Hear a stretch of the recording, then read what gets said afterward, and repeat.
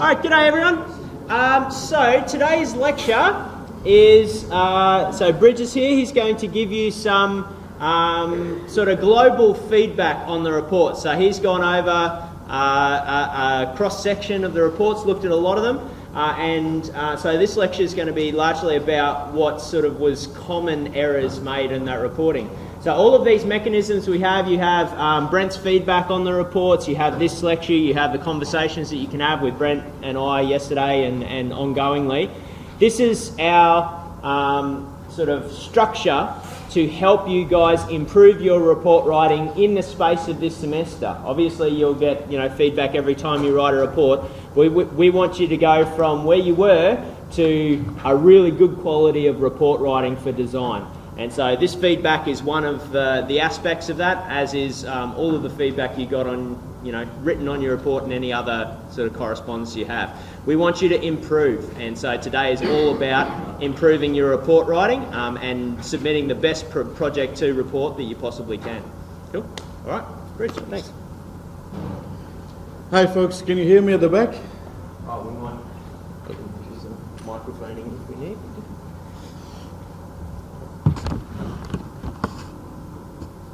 There we go, how's that? Sweet. I went through almost all of your reports. I didn't go through them as thoroughly as the marker did, but it was pretty good. For the first year students, it was pretty good. All I picked up was these 5 things that I needed to talk to you about. Basically formatting, treating your marking criteria with a little bit more respect, briefly about paragraphing again, definitely referencing and editing. If you get these things sorted, I think your marks in your next report should jump dramatically. Okay? I'm not even talking about the content yet. Okay? This is just to make it look good. So most of you, formatting was pretty good. A lot of you still were not consistent. Try to keep it left justified instead of fully justified, get too many gaps and stuff. And you also had, sometimes you had 2 or 3 lines, sometimes you had 1 line between paragraphs and figures as well. So keep that in mind as well. Yeah, that's what I meant by consistent font spacing, positioning of your headings and so forth. Okay, some of you had your figure at one place in one page, left justified, and it was central in the next page. So that just doesn't look very nice and doesn't look very professional. Okay, considering, if I remember correctly, you guys will be paid hundreds of thousands of dollars for certain types of work that you do. Okay, it'll be nice if it looks professional. It looks more credible at least. Basically, that stands out that it's been cut and pasted in. So if you cut and paste words, Microsoft Word's a bit of a painful software in so much as if you cut it out of one Word file and dump it in the other, it will retain its original formatting. So if you're using left justification and someone's using right justification or whatever, different fonts, all of those fonts will carry over as you cut and paste them into one document. So either you cut and paste and then you go over the entire document for your font and your justification and your headings and your dot points and everything like that, or you cut and paste and you choose paste special and you choose unformatted text, and then it'll format based on what you're pasting into rather than what you're taking from, and then you can reformat things into headings and things. It's probably a bit quicker that way, particularly if you're pasting very large sections, but it's all about, as you join it together, try and be as efficient as possible rather than just dump it all in there and at the end if you have time go and realise that half of the times and half of the tower or something like that. Because that's really painful to read because we pick it up and it kind of demonstrates laziness. Well, it doesn't kind of, it demonstrates laziness. And so if the marker's reading it and is pissed off that you can't have been bothered to get the font consistent, then they're more likely to pick up on other little errors as well. So if you get your formatting right, then the person that's reading it is like, oh, this looks good, these people actually gave a shit, I'm going to read it well, and I'm happy when I'm reading it. The last thing you want is an angry marker to mark your work. Okay? So trust me, you don't want somebody to be angry while they're marking. Okay. Yeah, or the other option is, on this, now even Microsoft Word and some other programs, you can save it on the cloud and all of you can work on the same document at the same time, kind of thing. So that could be useful. I think that was probably the same reason why you had different headings, different settings for that. So Word is pretty good. If you use all the features it has, you don't have to do much. It'll tidy it all up for you. Okay. The other thing I noticed was your figures and tables. They were a little bit all over the place. For figures, you're supposed to have the title and labeling below, while for table, it's supposed to be on top. Okay. And use the whole word figure 1.1, not FIG. Okay, so figure, it should be at the bottom, table, label at top. And if you're using figure 1.12 with the title here, when you're referring to it in the text, refer to it as figure 1.12, not as figure 5.5234. Surprisingly, it was present in quite a few documents.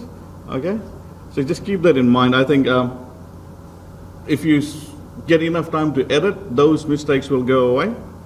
That's another feature of cut and paste in Word, because if you create the caption that has the word tracked figure numbers, but then you just write figure 1 in the text, the figure 1 in the text won't update, but when you copy and paste that into the new document, it will update its figure numbering on the actual figure. So if it's figure 1 in your little document and you dump it ahead of 4 other figures, it will become figure 5. But if your text still says figure 1 because you haven't hyperlinked it, then you have to go through and update all of those in-text figure things as well. So just be aware that the cutting and pasting in Word for a large document in group work is painful, and you guys got to be aware of all those little things that break when you cut something in, and make sure you have enough time to fix all of that at the end. Yeah, just like you did your table of contents, relatively well done. Some of you still handed things in that said error instead of page number. So just have a look at it again. And just like you were saying, you've got your table of contents, you can do your table and figure insertions as well. They'll keep the numbers in the correct order. Okay, keeping formatting constant, and if possible, not if possible, include values so that we know what the numbers actually mean. Okay. Yeah, that's the other thing. When you guys added figures, sometimes it jumped pages, sometimes the arrows were on a different page, the figure was on a different page. So if you keep a little bit time for editing, you'll be fine. Also, if you print it out in black and white, and your figures and legends are dependent on us to be able to distinguish it in color, we can't. Like if you've got a legend that says a square, it's supposed to represent something, and then next one is a blue square. If you print it out in black and white, we can't tell the difference. Okay? So just keep that in mind as well. The other thing was marking criteria. Okay, I'm not a religious person, but treat it like your Bible. This is what will get you your marks. Okay? These are some of the comments that I picked up from some of your reports. Okay? And you've been given a lot of details, a lot of instructions, which I think you will never be given again in year 2, year 3, or whatever. So make the most of it and use it. Use it. Check your draft 2 or 3 times against the marking criteria. Okay? And if you do that, your marks will dramatically improve. Okay? Because we can't mark anything aside from the marking criteria. Very briefly, paragraphs, relatively well done. Still room for improvement. Remember, paragraph writing is simple. Okay? The first sentence or one of the sentences, usually the first one, is supposed to be topic sentence, which introduces the idea that you want to talk about, followed by a couple of sentences that builds up on that idea, gives evidence, data, reference, okay, adds on to it, and then the final sentence is sort of the summary of the paragraph.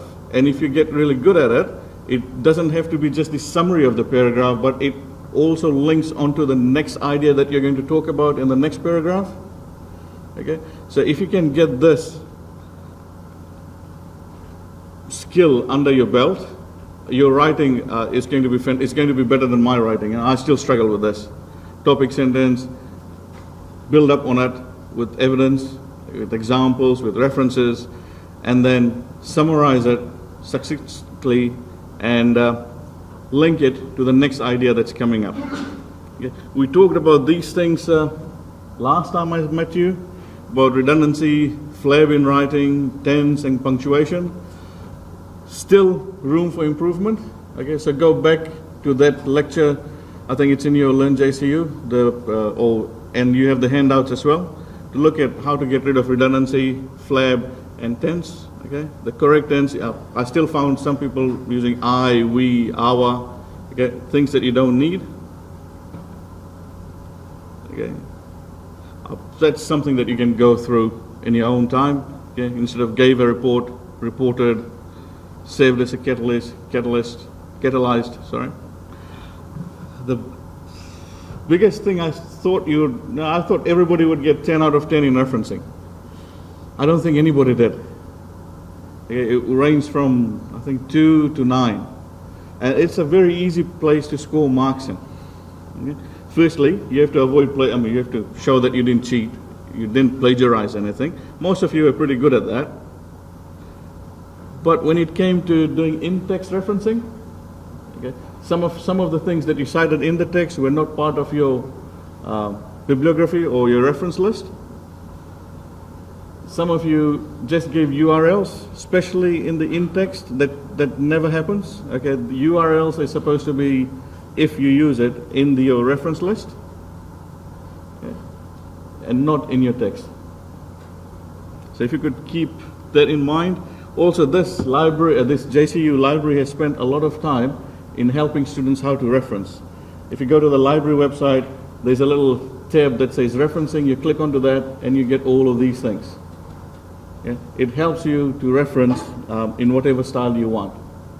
Okay, the other good thing is, library have staff members who are paid to look at your referencing.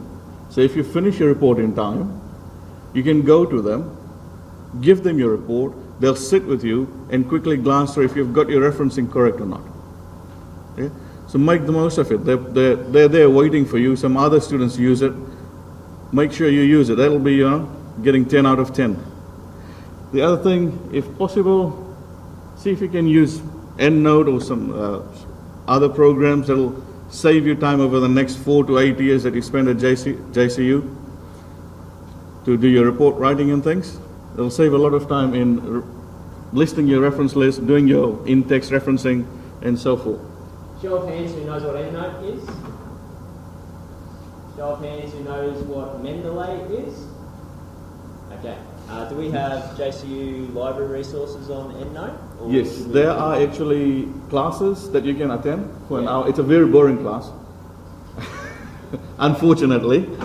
But basically, EndNote is a little bit of software that you keep all of the bibliographic details in. And then when you want to reference it, you just open it up through this little menu on Word, up there in References. You go Insert Citation, and if you've linked it up to EndNote, you can just scroll through all the authors, click it, it will put the hyperlinked number in your text, and it will put the actual reference in your bibliography in the formatting that you've asked for, in this case IEEE. So instead of you having to type all of that out by hand, you put all of that in the EndNote, and whenever you need it, you drag it straight in there, and it does it automatically. It updates it, so if you insert a citation above it, it'll redo all the numbers for you. It will format the entire bibliography for you, and you save a heap of time. And then when someone else drags things in, it can update and all that sort of stuff as well. Okay, so EndNote is something that for these big documents will save you a lot of time. EndNote's kind of a pain in the bum. I like Mendeley. Mendeley is, if you've got a pen, write down Mendeley. I might even send out a link. It's a little bit of software, and with Mendeley, all you need to do is drag the PDFs into Mendeley, and it'll populate, it'll go online and find all of the bibliographic details for you, and you can use it the same way as EndNote.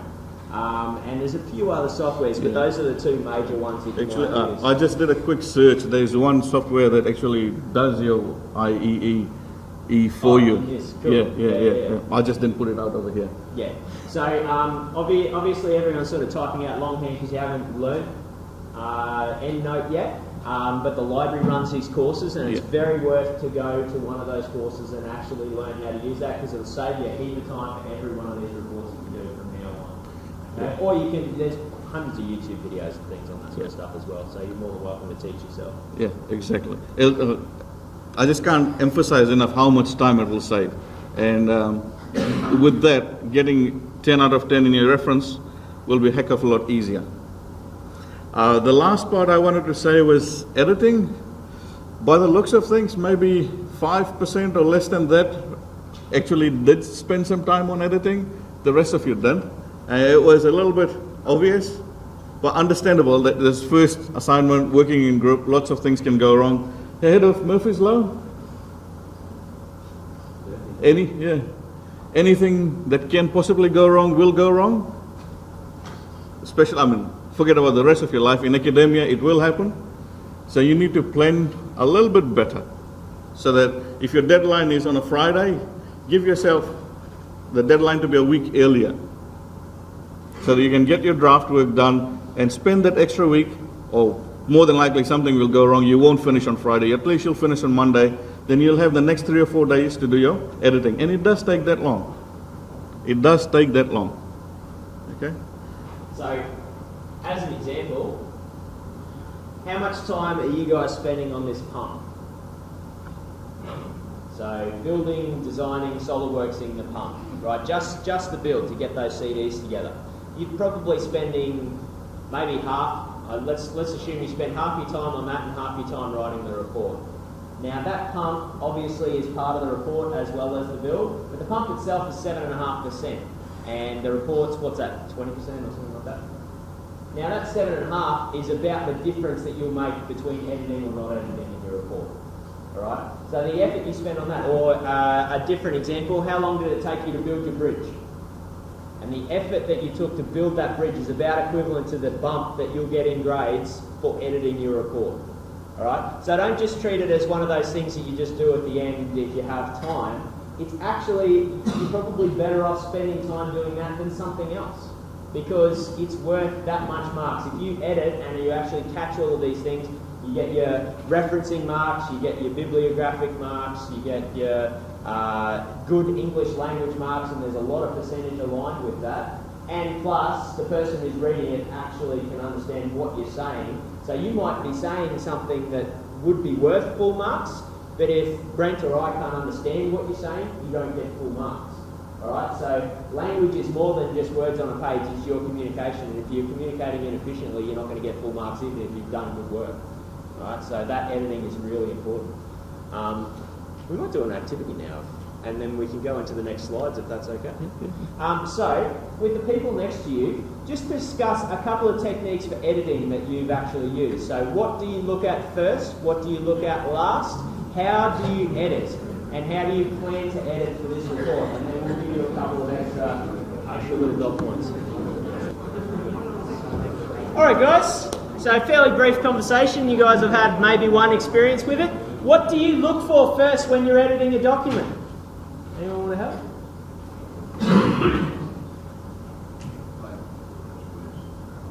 Sorry, speak up.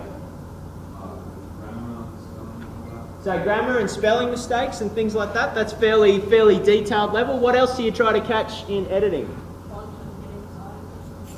Font and heading sizes and things that we've just been talking about. What else?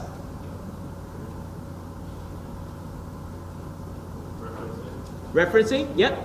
What else? Just like the formatting of it, so if you go through and you find that like pictures moved and that sort of stuff. Yep, absolutely. Yeah, so you want to make sure that all your figures, tables, everything like that's formatted correctly and not broken.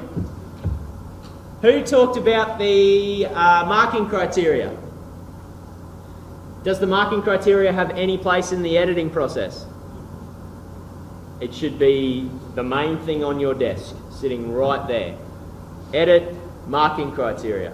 And you read it before you edit, you read it after you edit, you read it as someone should be reciting it to your group as you're putting it in the assignment box. You should be reading that marking criteria over and over and over again, and the last thing you do should be reading that marking criteria. Because I know that, you think you've got it in your head in complete detail, and then you read it as your last thing, and you're like, shit, I missed that whole 10%. Quick, go and get it in there. And then you catch that mark, and that mark is really important. So, editing, you need to have that marking criteria as well. And there's a number of other techniques, maybe we'll go through the next thing. So, it's not just about looking for big errors, it's about smoothing in a sort of a sequential way. Yep. So I would suggest you do it in 4 different stages. Firstly, the whole text level. Does this look familiar at all? The last time I talked to you, I had the exact same slide. It was printed out to you as well. Okay. So you have a look at the whole text, the formatting. If you've got all the sections in there, the correct order of tables and figures. Sorry, I forgot to mention one other thing. When you have got numbering for your figures, figure 1.1, then the table will also have a different numbering system. It won't be table 1.2, it'll be table 1.1. Okay, so keep that separate. Some of you didn't. So that's basically tables, the numbering restarts. So figures, you go 1, 2, 3, 4, and then if you've got a table, that's table 1, it's not table 5. So numbering always restarts with tables. Yep. So you need to have the overall picture, see everything that was required is actually in your document. Okay? In other words, it is well organized. After that, you can start having a look at the paragraph level. The few slides that I gave you before that, see if it has the structural features, if it has a topic sentence. Are you elaborating on the topic sentence? Are you giving extra evidence or ideas in building up the topic sentence? And then do you have a concluding sentence that actually links onto the next paragraph? Are you transitioning between sections quite well or not? If you can get these 2 things done, you're well on your way. Then it's just a little matter of, perfecting it, looking at your sentence structure. Are you using the correct terminology or not? Okay. And these few slides give you some questions that you can answer while you're editing at the paragraph level or, at the sentence level. So these will be available for you to use during your next report writing. So please make use of it. Okay. I went to all the trouble of typing this in. Sorry, I cut and pasted it from another document. Okay. So everyone remembers what the 6-hat process is for brainstorming? Yeah? So I propose that we implement what would be, I'd say, a 5-hat process for editing. Alright? And you can maybe spend a day with everyone responsible for one task and then swap. Alright? Those 5 tasks would be these 4, so whole text level, so the structure, that's all of your, where the figure numbers are and all that kind of stuff. One person looking at paragraphs, one person looking at sentences, one person trying to find typos and words that are wrong and things like that. And I suggest one person with the subject marking outline or whatever, just going over everything and ticking off each box. Effectively, if you mark your own report, that's the best thing you could possibly do. Alright, so there's 10% allocated to this. How much would I give this report? And you look as a marker with the eyes of a marker rather than the eyes of a student, and be really critical and try and, generally when we mark, we're not just looking that you've got the content, we're looking for what you've done wrong. Because if I can tick off 3 things that you've done wrong and 5 things that they've done wrong and no things that they've done wrong, that's how I will allocate that percentage. Alright, so when you're looking, if you've got 10% allocated to something, try and find what's wrong with it so that you can take points off someone. Alright, mark your own document and then look at what mark you think you're going to get. Alright, so that's the 5th hat, and then I suggest you rotate, and at least rotate once or twice. That might be a 2-3 day process. And by the time you've done that, hopefully you've caught all the things that you need to catch in that editing process. Yeah, and the Manchester University's academic phrase bank, if you search that on your on Google or look at the handout that I gave you last time, that will also help you with your editing in the sense that making your sentences look nicer or actually sound better than what you normally do. They've got nice words that you can use, or linking sentences that you can use as well. Yeah. And then on your entire document, do a Control A and find every very. I think one group still used a heap of berries. Do a Control A on in order to. If I ever see another in order to, it'll be too soon. Or even however. However, yeah. However is just a lazy way of linking two sentences into one sentence. So sometimes it's useful, but a lot of times you can get rid of that. We, if you have any we's, I's, the group, any of those words. So do a Control A on the entire document and find as many of those as you can and get rid of them. And that's a good starting point for editing as well. And remember, spell check does not really mean that you've used the right words. So that's where you need to actually read your document. Hopefully read it out aloud, so that you're actually reading the words and not what you think you've written. Yeah. Some of you could use some help with where to use punctuation and comma and things. Okay, and the next few slides, I'm not going to go through it, but it'll be there as your resource that if you need some help in when to use apostrophe and what not to, it should help. Yeah. And now the library has the resources. So does everyone know where Bridge sits? Does everyone know where you buy coffee at the library? Does everyone know where info help is at the library? It's sort of in that little loop. Yeah, there. I'm sort of next to where the magazines and the newspapers are. My office is hidden in there. I try to keep my door locked so that nobody bothers me, but doesn't usually work. So Bridge is there for you. And that info help just next to that, is that where we go for things like referencing and making appointments around? So there's something called the learning desk, which is manned by peers who are either doing year 3 or year 4 at university.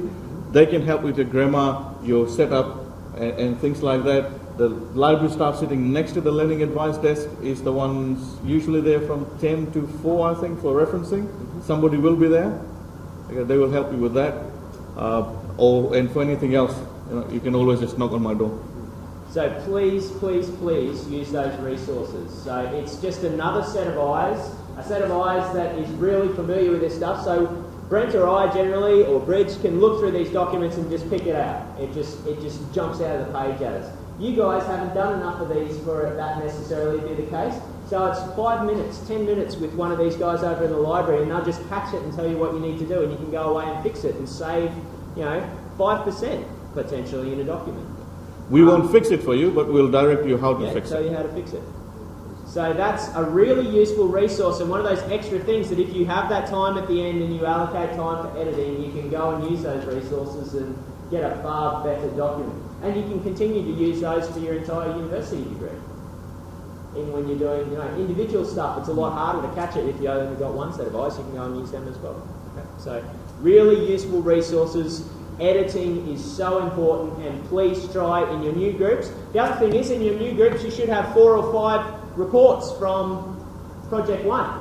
And now I suggest everyone potentially photocopy the report so that every group member has a copy of it with the feedback. And then you can go through the reports and have a look at what mark the report got and what was missing and what it had, and compare that critically to a different report that got a higher mark. Right? Start to interpret the differences of what makes a good report and what makes a lower marking report, and then implement that in your actual report. Alright? So you now have multiple resources and multiple modes of feedback for you guys to do a better job of reporting this go around. Okay? Now, for the rest of this class, I suggest you meet up with your groups and start moving towards finishing your pump. So you can use it as free time for the rest of this class in the morning, whatever you've got available, to meet with your group and move on in that direction. Cool? If there's no questions, that is. There's one more thing. There's something called exams coming up. Ah, yes. Okay. You should start thinking about that as well if you want to do well. And I think just outside the library there's going to be a stall or a couple of things going on to help you how to prepare for exams. Plus they have some free food and lollies and things. Okay, if you want to go and visit them. I think it starts from 10 and stays there till about 12. So everyone will have been studying all of your subjects ongoingly, obviously, but now is the time to start thinking about prepping for your exam period. Alright? The entire objective of subjects like maths and PH 1005 and things like that a really large percentage allocated to the exam. So you need to start thinking about that, ideally week 1, but now we've got exam week or whatever it's called in front of the library with people telling you how to study. In this class, our last lecture will be on how to study and how to sit exams as well. So I'll give you more resources there too. Cool? But otherwise, we're finished. All good. Meet up with your groups and spend a bit of time on the project. Otherwise, I'll see you guys next week. Oh, anyone that wants to give me feedback on the e-portfolio workshop from last night, I welcome it as well, because this is the first time we've run that. So if you have any feedback on how that went or things that could be done better, I'd very much appreciate hearing that.